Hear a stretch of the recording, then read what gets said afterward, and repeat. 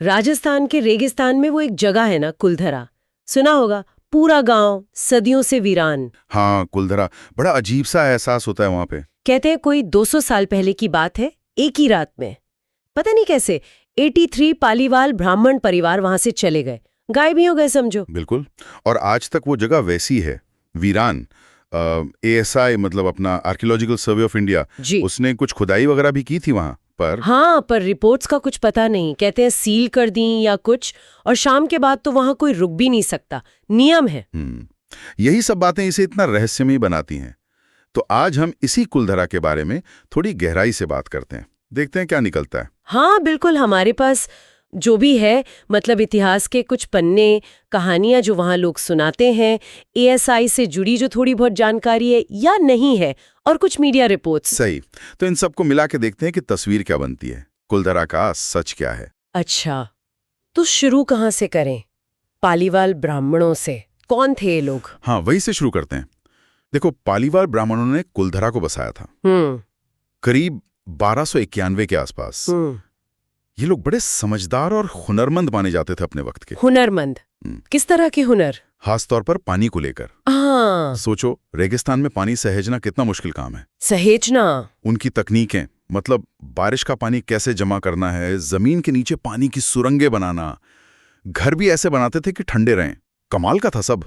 अच्छा। हाँ, और कुलधरा उनके शायद 84 गांव थे, उनमें से एक काफी बड़ा और खुशहाल गांव था। एक खुशहाल गांव जो रातों रात खाली हो गया। अजीब बात है। वो जो कहानी सबसे ज्यादा चलती है, वो दीवान सलीम सिंह वाली। क्या लगता है उसमें कितना दम है? देखो, लोक कथा तो यही है कि जैसलमेर रियासत का दीवान था सलीम सिंह। उसकी नजर गांव की किसी लड़की पे पड़ गई और वो बस अड़ गया कि शादी करेगा, जबरदस्ती। गांव वालों को धमकी दी कि या तो लड़की दे दो, वरना लगान बहुत बढ़ा दूंगा, बर्बाद कर दूंगा। कहानी तो काफी नाटकी है। और अक्सर ऐसी कहानियां वक्त के साथ थोड़ी बदल भी जाती हैं, यू नो। हाँ, वो तो है। पर नतीजा तो यही हुआ ना कि पाली वालों ने गांव छोड़ दिया। सिर्फ कुलधरा नहीं, कहते हैं आसपास के 83 गांव एक साथ खाली हो गए। एक साथ? ये बात चौंकाने वाली है। और जाते जाते वो कहानी का सबसे मशहूर हिस्सा, श्राप। हाँ, कि इस धरती पर अब कोई बस नहीं सकेगा। बिल्कुल। और लोग मानते हैं कि इसी वजह से गांव आज तक वीरान है। पर यह सिर्फ कहानी नहीं है। 90 के दशक में ASI ने वहां खुदाई भी की थी। अच्छा, ASI की खुदाई? तो उससे कुछ पता चला, कुछ मिला जिससे ये गुत्थी सुलझे या और उलझ गई? यही तो मामला दिलचस्प हो जाता है। खबरें उड़ी कि खुदाई में कुछ अजीब सी चीजें मिली, जैसे कोई मैग्नेटिक एनोमलीज, मतलब जमीन के नीचे चुंबकीय क्षेत्र में गड़बड़। कुछ सुरंगें भी मिली और इंसानी हड्डियां भी। हड्डियां? सुरंगें? फिर तो कुछ पता चला होगा। पता चलना चाहिए था। पर जब 2011 में किसी ने RTI डाली, मतलब सूचना के अधिकार के तहत रिपोर्ट मांगी, तो जवाब क्या मिला? यह जानकारी सार्वजनिक डोमेन में उपलब्ध नहीं है। क्या मतलब? जानकारी है नहीं या दे नहीं रहे? यहीं से वो सीक्रेट फाइलों वाली बात शुरू होती है ना? हाँ, बिल्कुल। अफवाहें फैली, कुछ लोकल गाइड्स के हवाले से, कुछ शायद ASI से जुड़े लोगों के नाम पर, कि कुछ रिपोर्ट्स को दबा दिया गया है। एक तथाकथित रिपोर्ट का जिक्र भी आता है, जिसमें लिखा था कि नीचे सुरंगों से अजीब आवाजें आती हैं। अजीब आवाजें? ये तो और डरावना है। हाँ, तो ये सब मिलकर रहस्य को और गहरा कर देता है, क्योंकि ऑफिशियली कुछ साफ नहीं किया गया। और आजकल भी जो लोग वहां घूमने जाते हैं, टूरिस्ट या यूट्यूबर्स, वो भी तो अजीब अजीब अनुभव बताते हैं। कभी कोई आवाज सुनाई दी, कभी परछाई दिखी, कैमरे बंद हो गए। हाँ, ये बातें भी खूब सुनने को मिलती हैं।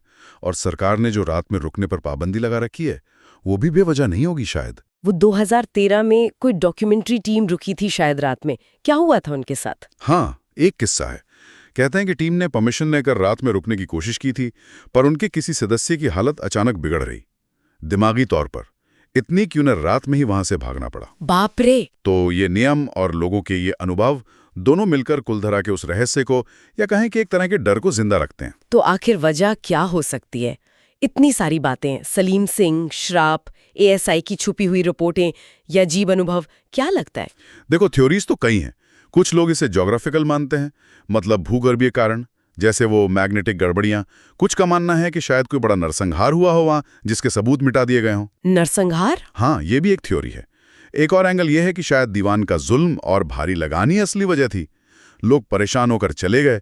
श्राप वाली बात शायद बाद में जुड़ गई हो कहानी को वजन देने के लिए। और श्राप वाली थियोरी तो है ही। वो तो सबसे पॉपुलर है ही। तो हमारे पास क्या है? इतिहास के कुछ टुकड़े हैं, एक बहुत मजबूत लोक कथा है, सरकार की थोड़ी चुप्पी है और लोगों के अपने अपने अनुभव हैं। सच शायद इन्हीं सब के बीच कहीं है, या शायद इन सब से परे। सही कहा। क्या कुलधरा सिर्फ एक टूटा फूटा ऐतिहासिक गांव है, या फिर ये अपने आप में एक चेतावनी है? क्या ये बंद फाइलें और सदियों पुरानी कहानियां किसी ऐसे गहरे सच की तरफ इशारा कर रही हैं जिसे वक्त ने या शायद सत्ता ने दबा दिया है? और ये सोचने वाली बात है कि क्या किसी जगह की कहानी उसके खंडरों से ज्यादा ताकतवर हो सकती है, ज्यादा जिंदा रह सकती है? शायद यही कुलधरा का असली रहस्य है।